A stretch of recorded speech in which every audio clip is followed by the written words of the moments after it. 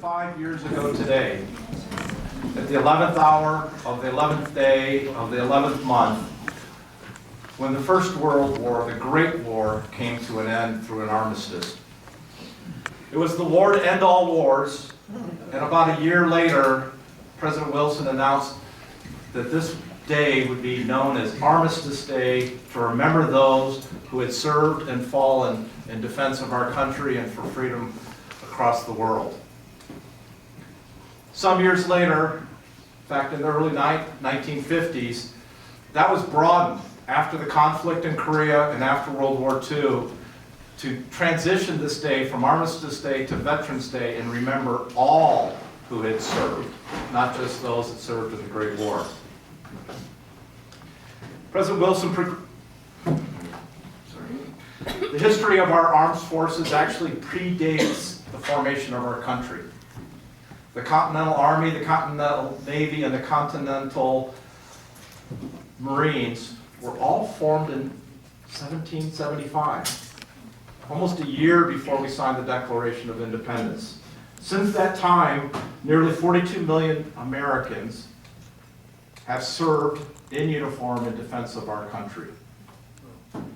Today, there is nearly 18 million alive in the United States who are veterans of service to our country. Here in the city of Poulsbo, we have 1,200 veterans. Here in our club, we have 56 veterans that have served our country proudly.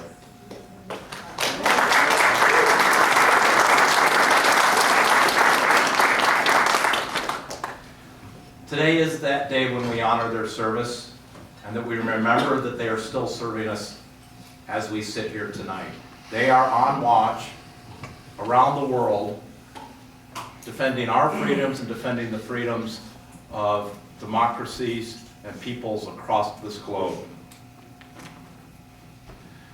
Very proud tonight to introduce a guest speaker to share some insights about his career, his journey, and the formation of our newest force, the U.S. Space Force. And I welcome to the podium Mr. Mark Owen, who used to be Brigadier General Owen. Still at it. Retired.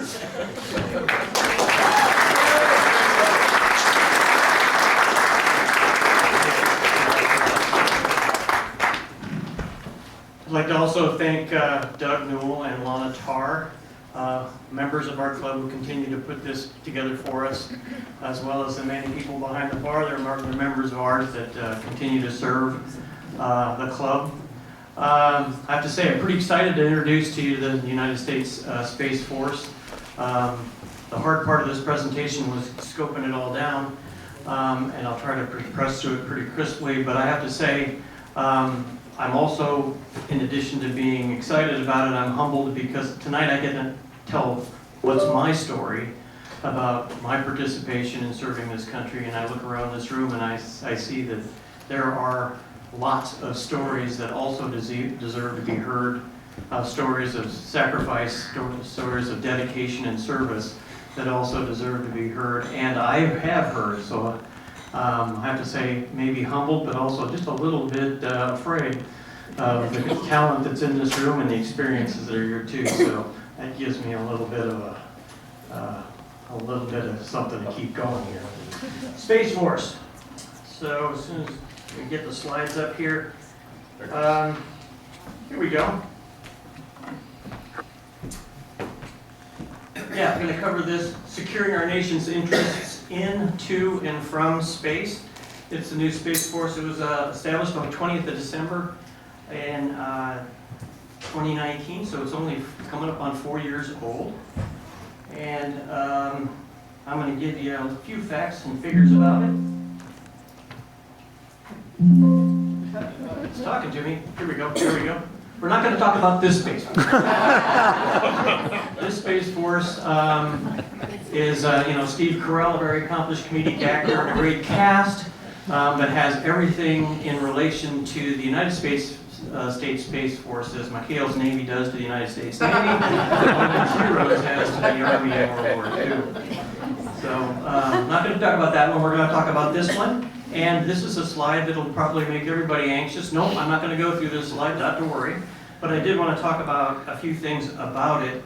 The Space Force, we recognized in the Gulf Wars in the early 90s, the liberation of Kuwait Wars, the impact that space could have on the outcome of conflict, and that was termed as our first space war. Since that time, the country's got really serious about perhaps having a separate service that focuses on it, much like the way the Air Corps came out of the Army, then became the Air Force in 1947. It's a similar track and a similar type of progression. What took so long between that Gulf War and now is it takes a while to grow a 4-star general, a 3-star general, and an enlisted corps to be able to be all steeped and versed in the space domain and be able to be the professionals in that domain that they are today. So that's what's taken the time to get to a Space Force. And right now it's populated with some 8,600 people, smaller than the Coast Guard. It's organized much the same way as the Marine Corps is in the Navy. It serves under the United States Air Force, which we see right here.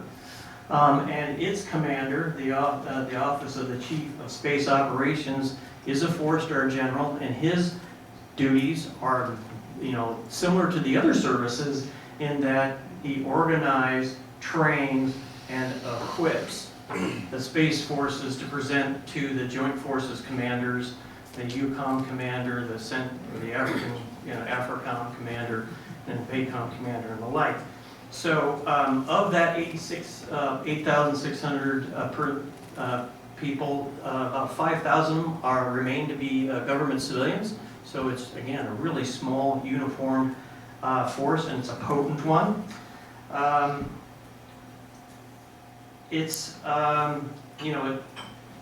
mentioned that, and it presents forces, similar to other services, for battalions and battle groups do for the Navy. We present forces in what they call deltas, and that's where the connection gets so close to the comedic U.S. Space Force comedy, which puts me in between being entertained and being irritated, because it does, so closely match what's going on there, but it's really different.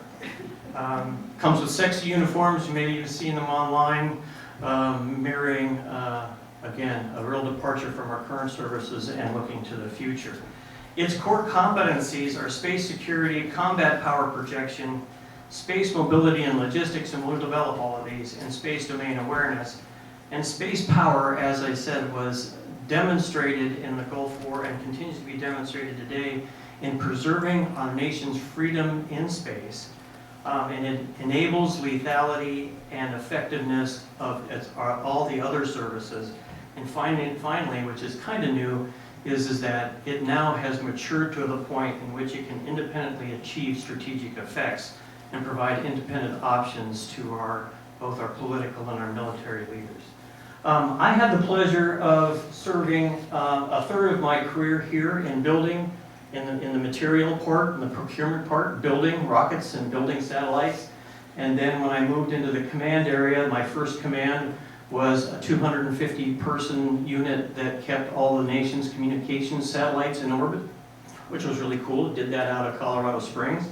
Then I moved to the 30th Space Delta, which is now the 30th Space Delta at Vandenberg Air Force Base, where I got to run the launch operations out of Vandenberg Air Force Base, Central California.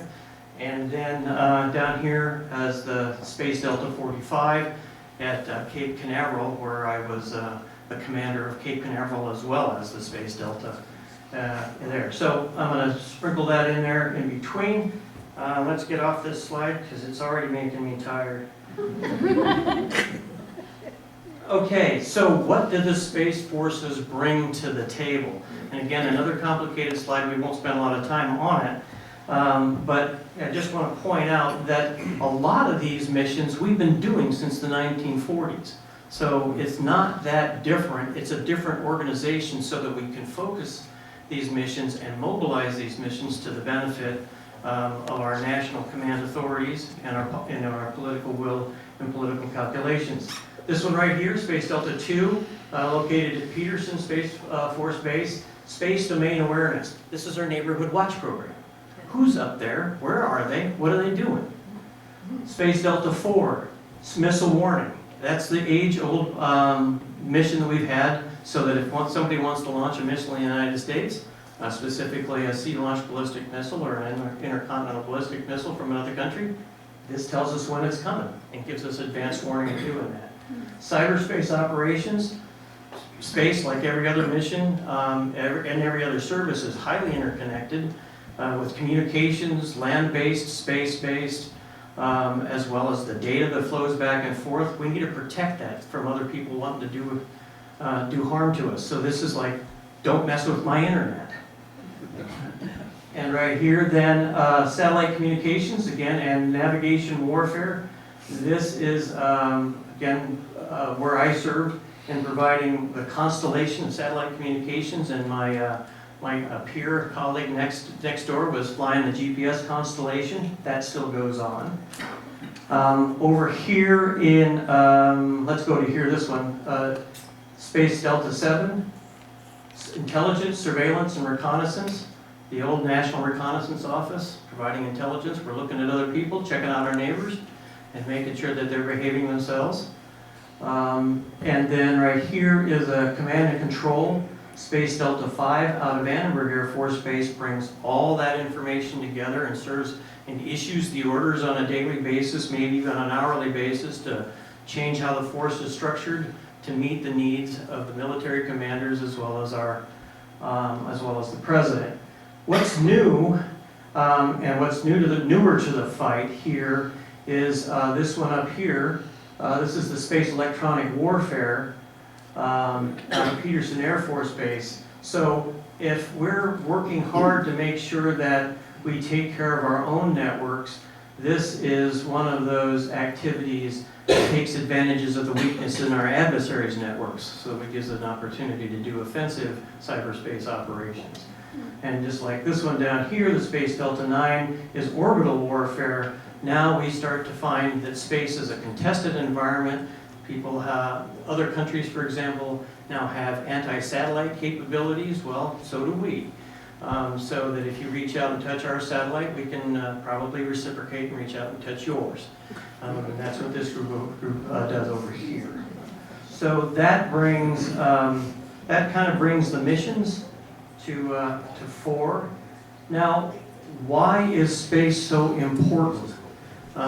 Space is now interwoven into our everyday lives, so that when you fill up the gas tank, you put your credit card in, not only is that signal going over a satellite communications network to your bank, but the timing is set in the financial institutions, so people are making money on the 3-second difference that from the GPS constellation, the rubidium clocks that are on our GPS constellation. The time value of money is now down to seconds, and people are making money off of that. And of course, ourselves and as well as our children and our grandchildren are talking ceaselessly over these items, and we're not going anywhere without this. So without navionics on our laptops as well as our devices. Point being is that right now space is integral into our wellness, our financial welfare, as well as our defense welfare, as well as we get our weather stat, we get weather information. So it's integral to what we do. It's really important. It gives us a standard of living as a nation that rivals, is one of the best in the world. And so space now starts to become a very, very important area and a place that we need to protect, and we need to be active in that environment and have professionals that know how to do that. So, take the button, there we go. So how does space work? This is the essential element of space.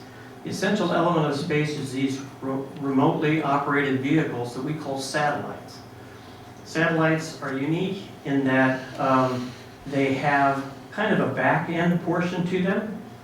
And these are active satellites. This one up here you might recognize as a Sputnik, 1947, a Russian launch. And now the satellites have become pretty sophisticated. The satellites generally have two components. In the back end is what's known as the bus. It has the propellant as well as the guidance system. It generates power. It manages where the satellite is in orbit. And there's an entire group of folks that man ground stations down here to make sure that that satellite is where it needs to be in orbit, as well as where it's pointed, because space, like the sea, is influenced by tides and currents as well. It's always pushing those satellites around. There's another group of people that pay attention to what's on the front end. This satellite, by the way, happens to be an electro-optical sensor, which is used for early warning for our missile early warning on orbit. This is the Hubble Space Telescope. And there's another group of people that are very interested in the mission data that's coming about here. So for here in the GPS constellation, there's another group of people to make sure that it gets right to your car or right to your boat. This looks a lot like Al's Regioner's old boat right here. This here is the GPS constellation with its navigation payload on it. Here's the satellite solar arrays. It has a tank with monomethylhydrazine in it that makes sure that it's pointed in the right direction and performs its mission. Space, it's got a lot of stuff in it. Didn't used to be there. The three axioms of space were, launch is loud, space is big, and the stuff's expensive. Launch still's loud, the stuff's still relatively expensive, but what's happening is space is not as big as we once thought it was. It's populated with some 44,500 items that are orbiting in orbit, of which 12,000 of those is space debris, and only about 9,000 of them are active satellites. So if you can imagine, if you're operating in space as a satellite or on the International Space Station, and you have to worry about a bolt that's traveling 17,500 miles an hour, that's about 330 billion feet per second. That can ruin your day. So one of the things about when I talked about their neighborhood watch program, there's a group of people that make a group of guardians, they call them guardians now, a group of guardians that make sure that we deconflict that space junk with our active satellites. Yeah. So when we talk about getting to space, I'm going to geek out just for a little bit on this slide. This is my geek out slide. And we won't spend a lot of time on here, and it won't be on the quiz. But if we have a Seattle Mariners pitcher pitch a baseball straight up and have it travel about 60 miles, 60 to 90 miles, and he makes that baseball and he pitches it hard enough to go 17,500 miles an hour, that baseball is going to fall around the Earth about every 90 minutes. If he's able then to continue to pitch it higher, relative to the Earth's rotation, keep in mind the reference frame here is one is the Earth reference frame and the other one is the satellite as it orbits, it appears to slow down. So it actually, as it goes up in altitude, the speed actually begins to appear to decrease. So you keep throwing it higher, and you keep throwing it higher here. GPS constellation is about 12,000 nautical miles away. You throw it up there at geo orbit, which is about 22,300 nautical miles, and that baseball, if thrown at the equator, is going to appear to fall around the Earth at the same rate that it turns. That's kind of a useful orbit. That's what keeps you off your roof, because when you buy satellite television, you put the satellite dish up, and you don't have to run up on the roof and change the positions of the antenna all the time. Really handy. So that's what's unique about this orbit. We're going to talk about the uniqueness of these orbits here, as well as low Earth orbit down here. But I just thought I'd let you know. And by the way, if you keep throwing these objects in orbit around the Earth, eventually we have our own celestial satellite, the moon, and its periodicity is about 27 days, right? So it actually seems to slow down even further from the 90, around the Earth every 90 minutes. So the physics works, which is really handy. Okay, We have highways that get us in between cities. We've got sea lanes that get us in between continents. We also have space lanes. We call them orbits. The orbits are kind of broken into 3 categories generally. One, low Earth orbit. No, it's not an astrological sign. It's a low Earth orbit. It's about anywhere from 200 to 700 miles. The space station hangs out at about 220 miles. This is a really cool orbit. It's a really good orbit, particularly if you want to see and hear things that are going on the Earth's surface. Pretty handy orbit. We found out that then if you go out in orbit about 12,000 nautical miles and you put satellites here, 3 satellites in one of these orbits, what they call medium Earth orbit, you'll get full Earth coverage. And what's really cool then is if you then put these planes, in other words, this is one plane, now if you take another orbit and put it like that, and put another orbit like that, and you populate it with 3 satellites, so you have some 6 planes, let's call it 6 planes with 3 satellites. Well, let's put in a couple extra satellites in there so you have, in case one goes on the fritz, you'll have the GPS constellation, because you'll get full Earth coverage, 6 planes, 4 satellites in each, and it'll give you full Earth coverage on almost down to the centimeter level, which is kind of a handy thing to have. And then we also talked about the geosynchronous belt, where it just kind of hangs out and gives you that ever-presence over a spot in space. Let me expand a little bit on that geo. 1947, the International Telecommunications Union was formed in the United Nations, mostly to deconflict the use of frequencies and set standards for frequencies of radio use, certainly after the First World War and into the Second World War, to make sure that we were all deconflicted and could talk to each other over the radios. This group expanded and now serves as the body that monitors and set up these parking spots in geosynchronous orbits. From the center of the Earth out, every 3 degrees is a parking spot for a satellite. And they are governed by the ITU, by consensus of the spacefaring nations, and everybody's given a slot, and you're obligated to stay in your slot, behave in your slot, and then when you're done and your satellite is over with, you're obligated to supersync your satellite so that that slot is either find a replacement for your country or another country can compete for that position. So space is not only just an American thing, we cooperate with our allies and we compete with our adversaries for these positions. It's really an international, it's really a global affair. All right, how do we get to space? We get to space with the most visually and tactily stimulating launches with these launch vehicles. So this is where I spent a good deal of my career, and I want to share some of the excitement with you for launch. So let's get into that. Again, if we go back to the Mariners pitcher pitching the baseball, what we want to do is make sure that that Mariners pitcher is at the equator, particularly when we hand him a bowling ball and ask him to pitch that into orbit as well. Because what happens there is that if you're at the equator and you're pitching the ball or the bowling ball, you get to take advantage of the 600 miles an hour that the Earth rotates. So you get a little bit of a boost. And so that's the physics behind getting into orbit. And countries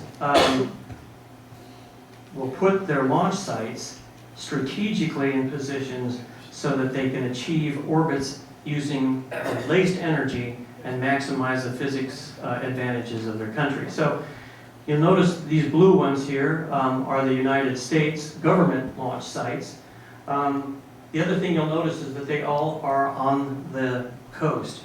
That's because the United States, by policy, considers launch to be a sufficiently hazardous activity. So we launch over the water and over population centers. Europeans like that too. This is down here in French Guiana. ESA, the European Space Agency, has a launch site there. And here's the Russians' launch sites, and the Chinese launch sites, and the Japanese. There are others. There's others coming up all the time. For example, Australia now has a launch site as well, Rocket Lab. is building launch vehicles and launching for the country of Australia. This is kind of a dated slide. We also had a sea launch platform at once. This was a launch pad that was float out in the ocean and give us access to space, but that was a Boeing product that we no longer keep in the inventory. Launch sites, the one at Cape Canaveral, is, as I said, specifically positioned there for a physics reason, to be able to launch and take advantage of the Earth's rotation so we can get maximum weight to orbit. And particularly if we're trying to hit geosynchronous orbit. So this is where we use this site to launch into equatorial orbit. I'll give a tip of the hat here to the Navy. Several times a year, they take a sea-launched ballistic missile out of the submarine. They take the nuclear payload off, they put an instrument payloaded on, and they do a small limited campaign against the island of Ascension to see to get the status and health of the sea-launched ballistic missile fleet. And it also serves as a great reminder to both our adversaries and our allies on the capability of our sea-launched ballistic missiles. Highly inclined orbits are a little problematic out of the Cape. Would go to the Vandenberg to do that, and I'll have another slide for that. But the other point I'd like to make about this slide is that this was a group, this was an organization that I was a part of and got to lead that has about 12,000 people. On the day of launch, there's about 2,000 people on console to make sure that this launch goes. What do?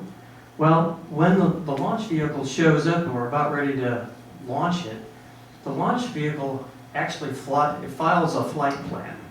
And we are able to put a payload, and this is a skill and ability of the United States, now the United States Space Force, to put a payload in 1 square meter after it gets into orbit. So that's a pretty great thing to be able to do. And there's a bunch of people that make that happen. And so on console, we will have people who first clear what they call the launch box. So there's a 15 million square mile launch box that will clear aircraft out as well as boats. So notice to mariners, notice to aviators to get out of the way, and we'll monitor that, and we have ways of enforcing that. The other thing we do is that as the rocket flies, it sends telemetry down and communicates with the ground, which we then push to other people for satellite communication via the satellite communications network, and then we passively track it on radar. We passively track it optically as it goes downrange, and then we're processing all that data, and then should something go wrong, so should the rocket go errant, that's the job of the commander, is to make the decision whether the satellite or whether the booster, can recover or not. If it can't, then we give the command to destroy the booster. And it usually, falls somewhere in this area. Many times it falls on the other side of the African continent, where we probably have the seafloor scattered with a few hundred boosters. So this area right here is a fully calibrated and instrumented range.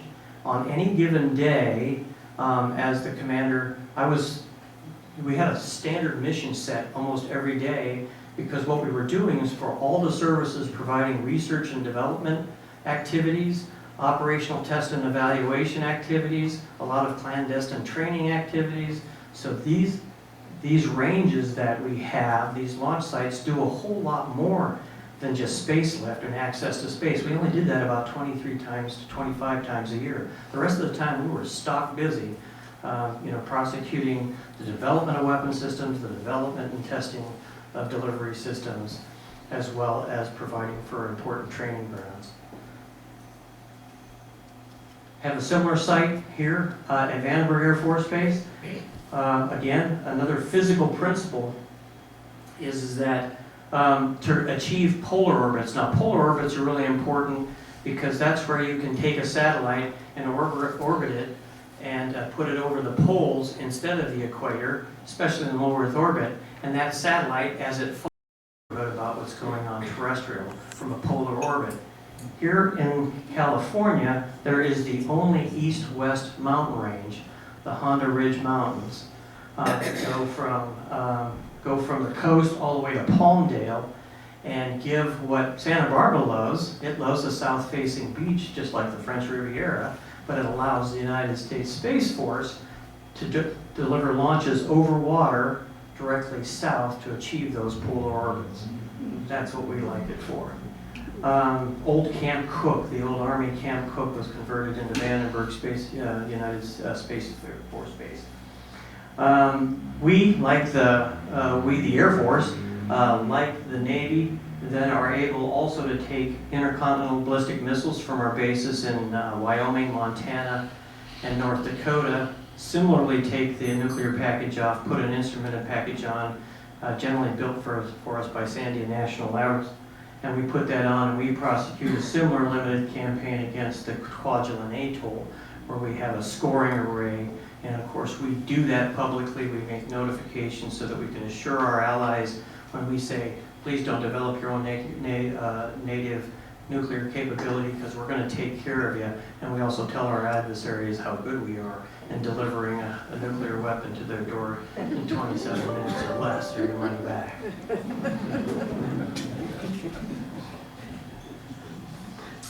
Launch vehicles. Launch is expensive. Launch is about $20,000 to $40,000 a pound to get something to orbit. So we make sure that our launch vehicles are tailored very specifically to the weight of the payload that we're going to put into orbit. Satellites come in about 3 different flavors, and it'll be generally, I'll generalize, and this the pundits in the room that hear the speech will probably criticize, but generally I put them in the VW Bug category, the FedEx van category, or the Greyhound bus category.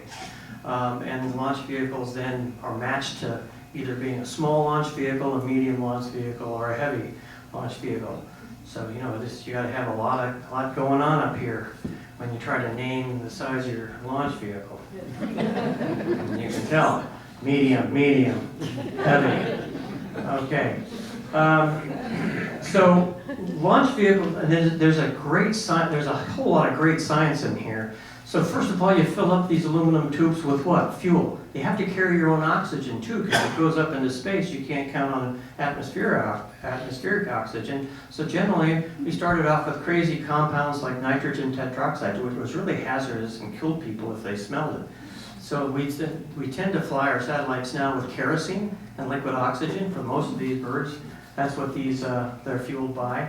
Boeing recently came out with its new Delta vehicle, and that, interestingly enough, is powered by water. Cryogenic hydrogen and cryogenic water, hydrogen and oxygen, and when you spin it up in a 3-stage turbo pump, 5,000 to 7,000 RPM, and push it across a catalyst bed, creates a huge reaction.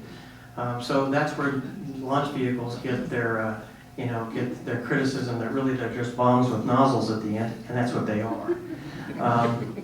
So the other thing is that we, in our human experience, have yet to find a chemical reaction that allows us to go to orbit in one step. We can't do it. That's why we stage. We fill up one stage, you have a second stage, and if you're going interplanetary or you're going to geosynchronous orbit, you have to carry your fuel for that one too. So the idea there is to fill a first stage up, expend as much energy as you can to get as far as you can with that, because keep in mind, in 60 miles, you're going to try to go 17,500 miles an hour. To keep that acceleration going, not the velocity, but the acceleration going, you need to shed weight as you go. So you drop that stage, then you'll kick the second stage on, and you can accelerate from there until you get into orbit. And then in some cases, depending on the weight, you might have a third stage to actually get. Third stages are generally used to make those what we call plane changes. If you want to change the direction you want to fly and move into a more equatorial orbit based on where you launched from, or you want to do like the GPS ones, you want to put it in different planes, that's what the third stages are generally for.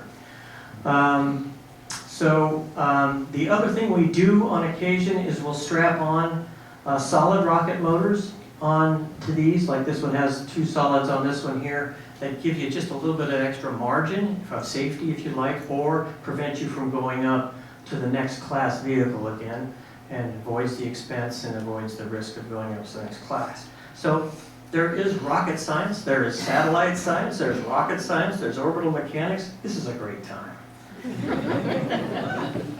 Okay, so the stuff doesn't just come off the line in Detroit. What happens is that our 2 principal contractors for the Space Force, Lockheed Martin and the other one is Boeing. One builds their boosters in Tennessee, the other one in Denver. How do they get them there? They generally barge them. Oh, sorry. Let's move that back. They generally barge them. And we get them delivered this way. The satellites usually show up in a C-5 or a big aircraft ready to go. And then we put the booster on stand. We move it from the horizontal position to the vertical. I call that erecting the booster and putting it on stand. And then after that's in stand and in secure, we'll take the satellite and put it way up on the tippy top of the crane, bolt it on there, and then the stack is complete and is then ready to be fueled. Fueling is an operation of launch, so we don't fuel up until it's ready to go. Because, for example, the Atlas, the old Atlas, once we put the satellite on, the booster was generally hung in the gantry because the skin of the rocket couldn't support the weight. In other words, if you let it go, it would just simply collapse until such time as you put the commodities in it and pressurized it up, and then it could stand. And then that's the other reason that we make sure that we put an aero shell around the satellite, is because in accelerating through the atmosphere, the loads and modes on the launch vehicle, and particularly on the satellite inside, are so severe so as to protect the satellite. Another interesting fact, the shuttle was famous for this, is that you saw the shuttle boosters light the solid rocket motors, and the shuttle would lean over and then it would come back before they actually let it go. One of the reasons they do that, and we did it for other boosters too, is that the sonic wave that would reflect off of the ground would clap right in front of the booster and could collapse not only the satellite, the aeroshell on it, but could collapse the satellite on the payload too. So they keep it on the ground for fractions of a second until the engines come up and that sonic wave goes away, and then you're on your way to space. So, speaking of on your way to space, would you like to go? Yeah. Okay. So the next 4 minutes are going to be a video of a Delta II Heavy. It's going to go into orbit. You're going to get to participate on this. I thought this was the absolute coolest thing. I started doing this towards the end of my career, putting cameras on launch vehicles, and I just was captivated by this. I've got hours of this. Sharon goes on vacation. I'll put a blender of margarita on and I'll watch lots of it. So that's why my kids don't talk to me much either. Point being is that you're going to see a Delta II launch. It's going to be an on-vehicle camera. You're going to see that the motors are going to start. It's going to go up. It has solid rockets on it as well. It has rockets that are ground launched as well as air launched, and you'll see those peel off into orbit. You'll see stage separation, MECO they call it, main engine cutoff. You'll see a staging. You'll talk about max Q. Max Q is again where the dynamic pressure of the air reaches its maximum, and it's a real tricky place. That's the other reason we don't use solid fuel. We use liquid fuel so we can throttle down so that we don't damage the rocket, because I told you the rocket's pretty flimsy. It can take, straight on forces, but it can't take forces anywhere else. And so if it gets sideways, they generally break apart. But max Q is an important thing. We throttle down to get through that. You'll hear about that. But let's go for a ride. What do you say?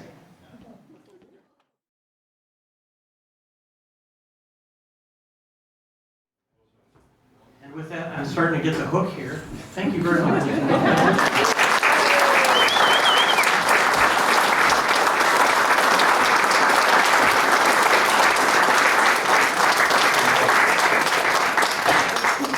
General Owen. I thought, you know, I should have started this by, you knew him as a sailor that figured out how to get a Navy uniform and become a Commodore. But he really did start out in the Air Force and served our country proudly. And as you heard, he set the foundations for a lot of things that are happening within the Space Force. So, Mark, you're truly a pioneer. We're proud that you're part of our club. Thank you for sharing our story tonight.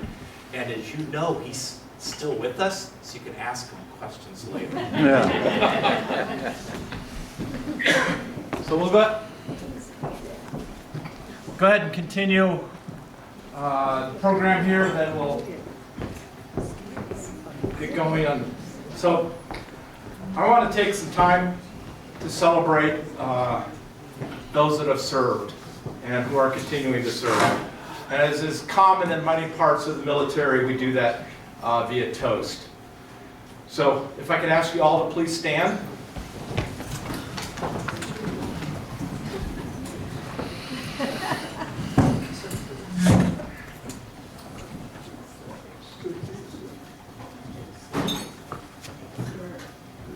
I propose a toast to the soldiers, sailors, Marines, airmen, and guardians who are serving tonight, who are standing watch, defending our country, and supporting freedom around the world. To the women and the men of our armed forces, to those who are currently serving, everyone, to those who currently serve. To those who currently serve.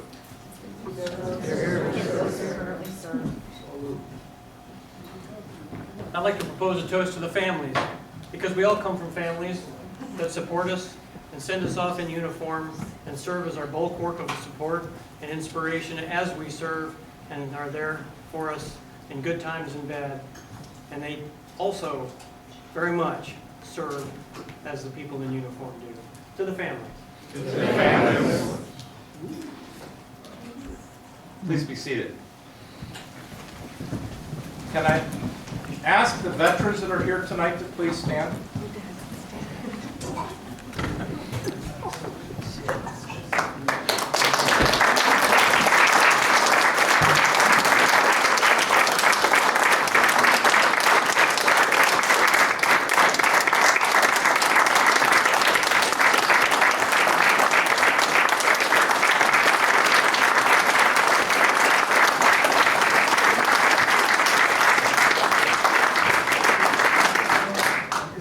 Thank you for your service. Please be seated. Can I ask everyone to rise one more time? This is your calisthenics for the evening.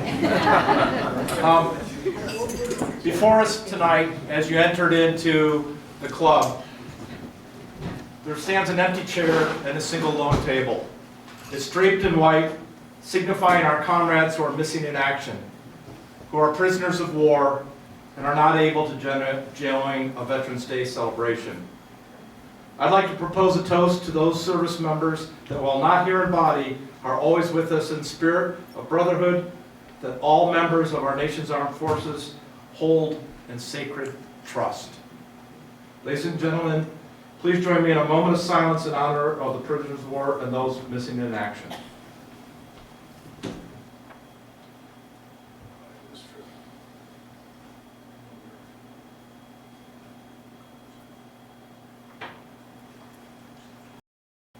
To those who died, we stand in silent salute to thank you for your ultimate sacrifice. We will never forget, we will never take for granted your gift of freedom to the past, present, and future generations of Americans.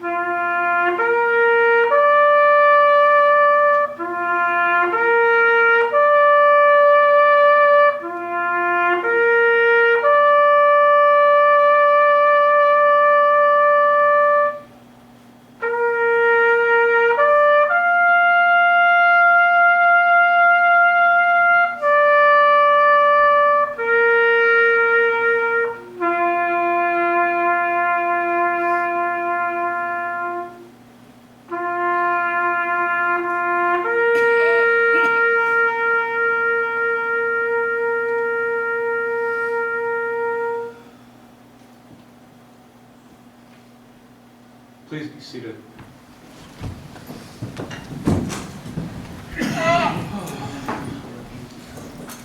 These remembrances are always hard. It's not just about those of us that are here in the room. It's about all of us that have worked together to form this great nation and keep it free. That's being said, we still get to party a little bit. We got a cake up here, and I'd like to invite Petty Officer Holm, who is our buglist tonight, to come up. General Owen, Buzz, and Fred. We won't go through figuring out who the oldest here are. Come on up. And Sharon, since you were there. All right, well, we can do without Sharon. Yeah, we're gonna cut the cake. So we're gonna honor our. Yeah, by definition, there's no question. You're gonna be the youngest.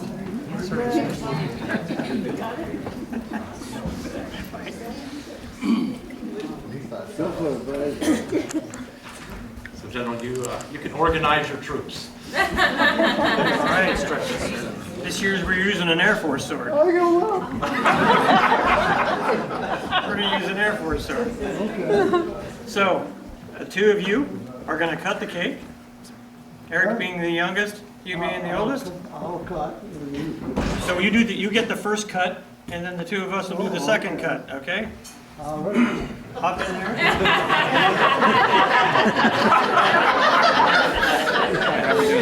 Two hands on it. Go diagonal. Probably not diagonal. Let's go up and down, shall we? Okay. Is that good? Works for me.